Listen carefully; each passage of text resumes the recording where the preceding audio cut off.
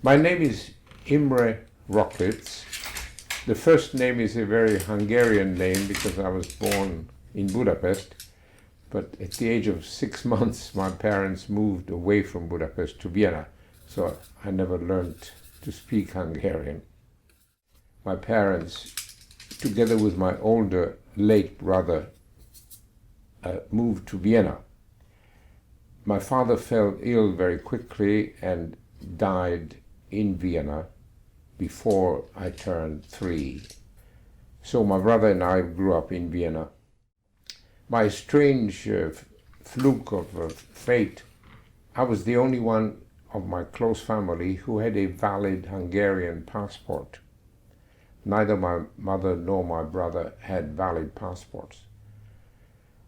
So my mother decided to send me to Zagreb in then Yugoslavia, where her mother and brother and sister had moved to some years before.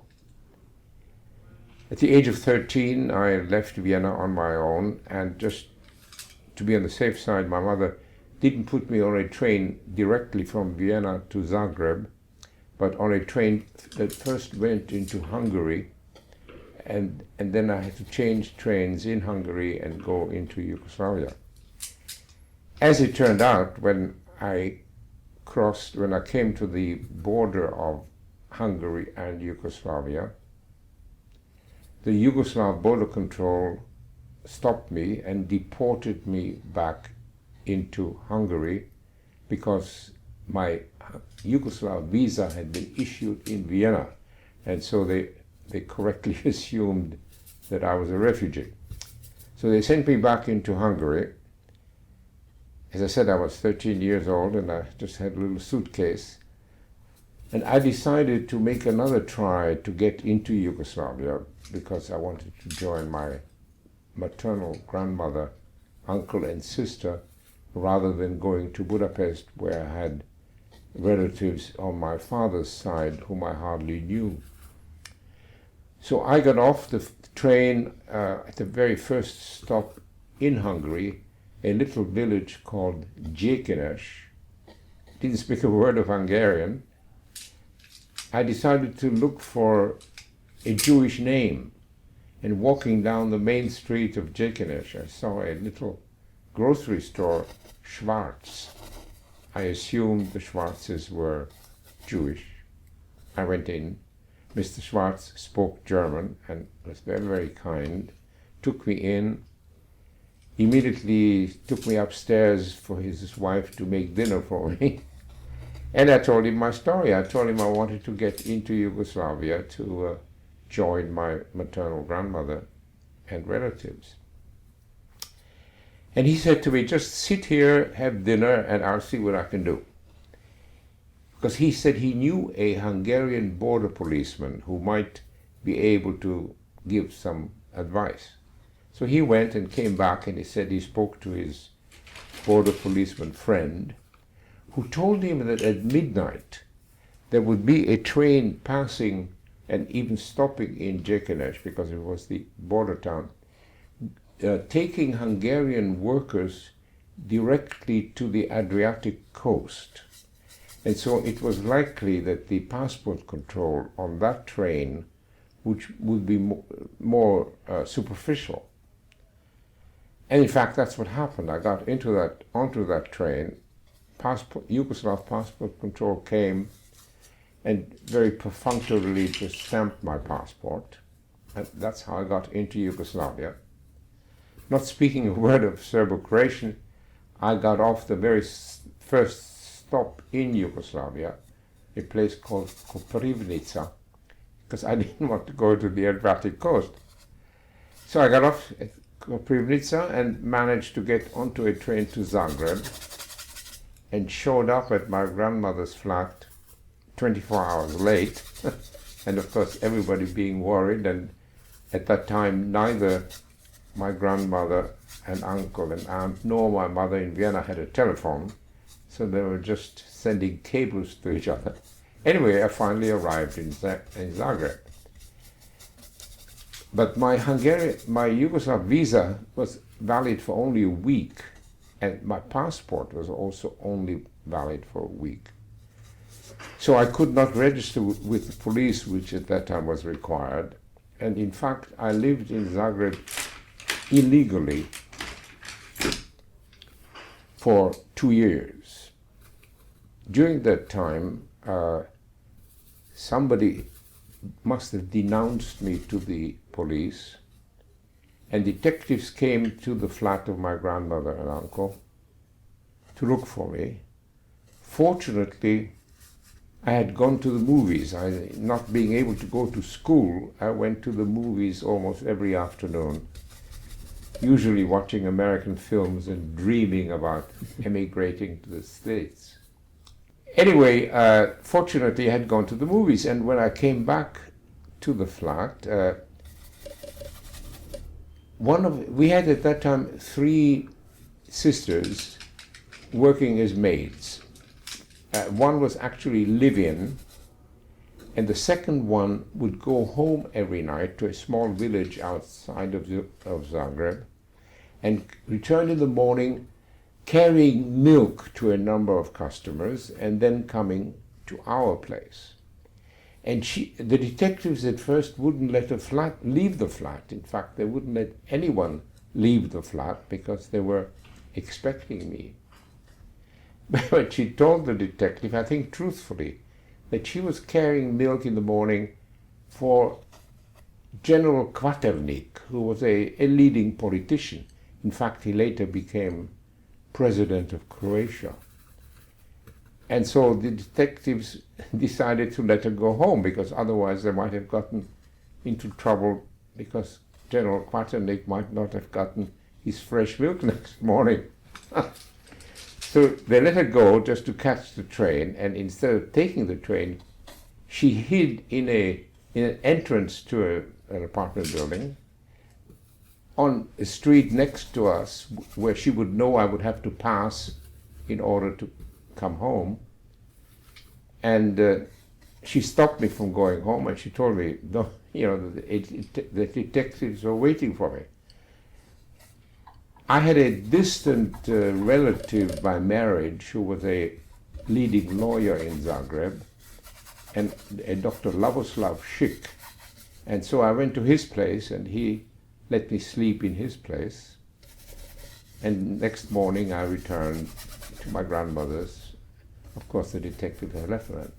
And this scenario happened twice, almost exactly the same way. On April, I believe, 8th, 1941, Germany and Italy attacked and conquered Yugoslavia. Croatian fascist exiles returned from Italy and became the rulers of a new so-called independent state of Croatia. It was a real fascist state with a large minority of Serbs and a small minority of Jews, and of course some gypsies. This Croatian fascist government decided to get rid of the Serbian minority, which I believe amounted to almost 2 million, by killing 1/3, converting to Catholicism, because the Serbs were Orthodox Christians, converting to Catholicism a 2/3, and expelling the third, and also eliminating all Jews and Gypsies. I managed to catch the very last train out of Zagreb before the Germans entered Zagreb. I think it was the 6th or 7th or 8th of April. No, I'm sorry, they entered Zagreb on the 10th of April. I took the very last train out of Zagreb to Derventa and joined my mother and new stepfather in Derventa. Then, after the Ustaše had taken control of Derventa, they came one day and arrested us, put us on a train. Derventa was on a Bosnian railway line, which was kind of narrow gauge, not the regular gauge, but narrow gauge. So this train with about 2 or 3 wagons, freight wagons, they put us into freight wagons, took off to Bosanski Brod, which was connected to the regular gauge train, railway. The train stopped there. We spent either 2 or 3 nights in these freight cars, and after 2 or 3 days, the train went back to Derventa, and we were let go. I don't know what the reason was. I think at first, they were going to take us to a concentration camp, but for some reason, they took us back. I continued living with my uncle and aunt, who had their legal permits and who had not yet been touched by the Croatian fascist police. On the 12th of January, I should say that this uncle decided he decided all of us should try to escape to the Italian zone of occupation, which was along the coast, because it had become known very quickly that the Italians, even though they were a fascist army, treated refugees humanely. So he managed to get to the Adriatic coast, which was to the city of Split, Spalato in Italian, which was under Italian control. In fact, Spalato had even been incorporated, annexed by Italy. And then he asked us to join him, which of course we were anxious to do. And we were able to get to buy travel documents. They were called in Croatian propusnica, which is kind of a travel permit, not to go to the Italian zone, but to a village in the south of Croatia, which had been cut off, where the train line had been cut off, and the only way to get there was through the Italian zone. And of course, we were going to disappear once we got into the Italian zone. And we decided to leave on the 12th of January. And I'll never forget the moment our flat was already empty. My aunt had stored the furniture. So my overcoat, this was the 12th of January 1942 and very cold, my overcoat was hanging on the windowsill. And I was just going to the window to pick up my winter coat when the bell rang. And there were 3 detectives who arrested us. My aunt, her husband, and me took us down to a car. I don't know how, but I somehow managed to dispose of the forged travel documents that we had bought. I was able to throw them into the gutter on the street, getting into the car. They drove us to the police headquarters, which was actually very near. It was called the Trg Kralja Petra, the square of King Peter. And they put each of us into a solitary cell. They put me into a solitary cell in the basement. It just had 3, it had just a few holes in the door through which you could look. But a very small solitary cell with a cot. And if I sat on the cot and stretched my leg, I could touch the other wall. Couldn't tell whether it was day or night. The only time I was taken out was to go to the bathroom. I knew that my aunt was in the solitary cell next to me, and we would knock on the wall. Of course, we didn't have a code, but just to tell each other that we were still there. After about 10 days, I'm not sure of the number of days because one couldn't tell the difference between day and night, I was taken out to an office in the police headquarters. I was shown a piece of paper which I was never interviewed, I was never questioned.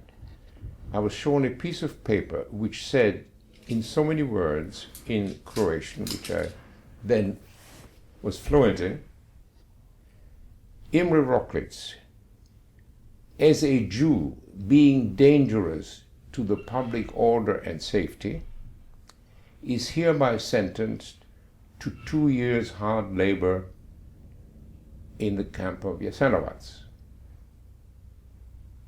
I'm sorry, I made a mistake. I made a slight mistake. Can I correct it? Sure. Because this happened slightly. After about 10 days, I was taken out of the solitary cell and removed to the regular prison in Zagreb, which was called Savska Cesta, which means Savska Street. And it had the name of the street, which was the regular prison. And I was put into a cell with about 35, a large cell, about 35 other prisoners, mostly communists. I was certainly the only Jew there. The 35 had very little room. We slept on the floor, of course, and there was so little room to hardly turn. Anyway, after having been there for about 20 days, I was taken out to an office and shown that piece of paper which said that I was sentenced to 2 years of hard labor as a Jew being dangerous to public order and safety. As I said, I was never questioned, never interrogated. And that same day, together with 11 other prisoners, who were all non-Jews, I think Serbs, some of them may have been communists, which was just as bad at the time as being Serb or Jewish. The 12 of us were put on a train to Jasenovac, to the concentration camp. We arrived on the train station, of course guarded by Ustaše officers. It was already dark, and there was quite a long walk or drive from the railway station to the concentration camp. So they put us into a basement, into a cellar for the night. They locked us up in a cellar. It was terribly, terribly cold. We didn't even try to sleep. All night we just walked one behind the other in a circle in order to keep warm. Early in the morning we saw two girls playing. There was one window which gave to a street, I guess, and there were two little girls playing, and one of the prisoners called the girls to the window and asked her whether she would buy some bread for us, because we hadn't been given any food. And she said yes. And this fellow prisoner gave her some money. As soon as she got the money, she started throwing stones at us. And of course, no bread. The part of the concentration camp that we went into was called Ciglana, which really means brick factory, because there was had been a brick factory there. They were called Ciglana. Wooden barracks, 3 levels, and 3 people to sleep on each level. The very next day, one of the Ustaše officers, we were all assembled in the morning, called the names of the other 12 prisoners. They were going to be taken out. And for some reason, I assumed that they were going to be transferred to another concentration camp where conditions were much better, because it was a camp for artisans, for carpenters, shoemakers, etc. And they were just put to work there and not being mistreated and not being killed like in Jasenovac. So I screwed up my courage and went up to this Ustaše officer, because you never knew how they would react. And I said, excuse me, but I arrived with these 11 people, but you didn't call my name for the transfer. And he said, you're not on the list. Well, the very next day I found out that all 11 had been killed outside the camp.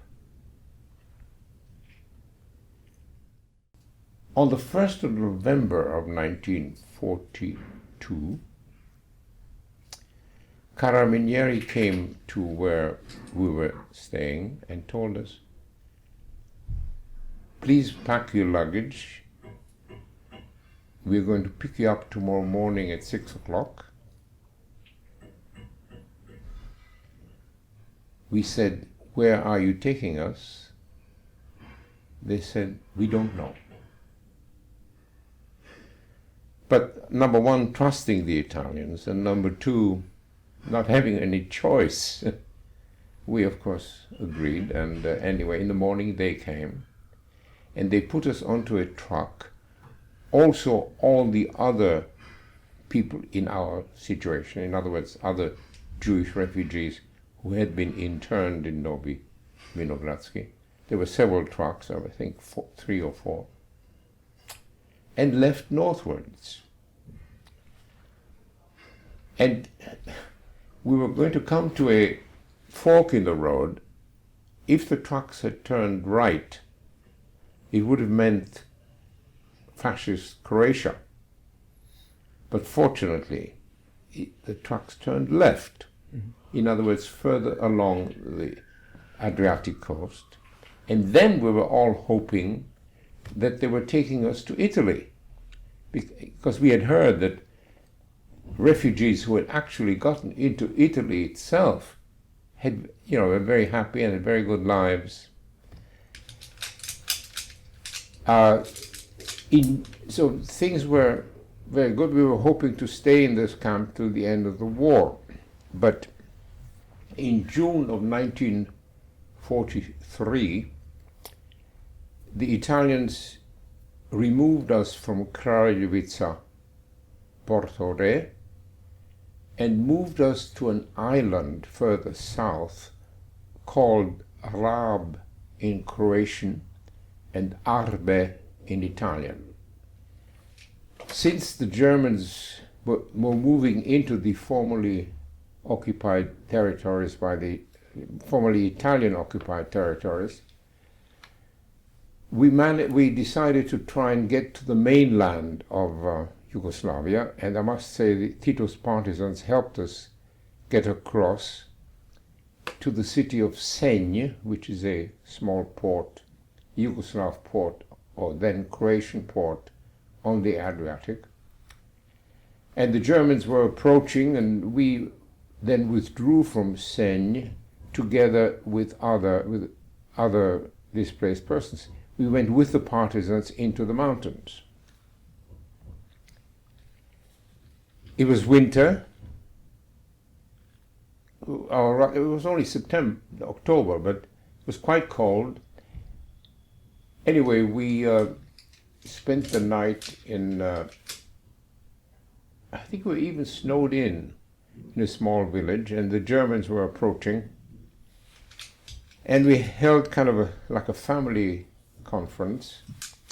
My Uncle Ferdinand, who had been the war hero and had been able to save the lives of my aunt, her husband, and me, said we should stay because the Germans were approaching, and he had a letter from Gleis von Horstenau, from the German general, and he said the Germans wouldn't touch us.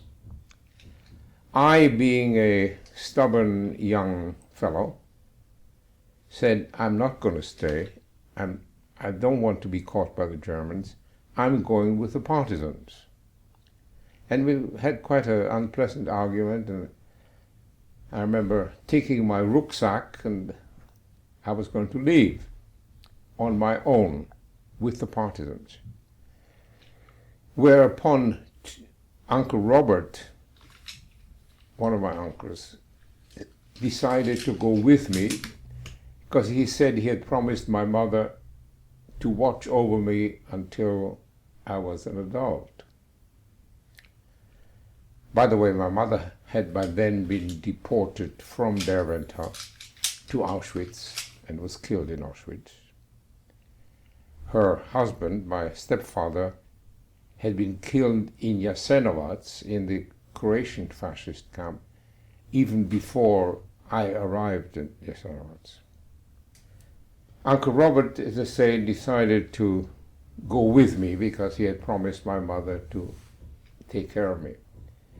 Whereupon Uncle Julius, his younger brother, also decided to come with us. So the three of us left. Uncle Ferdinand, his sister, my aunt Camilla, and her husband Oscar Stern remained. I found out not much later that when the German troops arrived, they killed all three. So in a way, I have this guilt feeling that if my Uncle Ferdinand had not been able to save my life, he probably would have survived because he wouldn't have relied on the Germans not touching us. But since he saw that the Germans, Gleis von Horstenau, saved my life, he thought they wouldn't touch him either. I was very unhappy in the partisans. And of course, my dream was to get to the West and join the American Army, because I wanted to live in the States.